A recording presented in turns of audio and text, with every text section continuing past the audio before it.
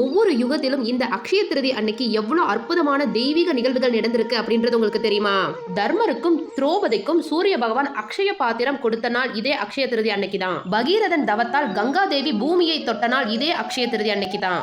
குபேரன் தன்னுடைய நிதி கலசத்தை சிவபெருமானிடம் இருந்து பெற்ற நாளும் இதே அக்ஷய திருதி தான். சிவபெருமான் பிச்சாடனராக வரும்போது அன்னபூரணி அவருக்கு அன்னமிட்ட அற்புத நாளும் இதே அக்ஷய திருதி தான். குசேலருக்கு கிருஷ்ணன் அருள் புரிந்து அவரை உயர்ந்த செல்வந்தனாக மாற்றிய நாளும் இதே அக்ஷய திருதி தான்.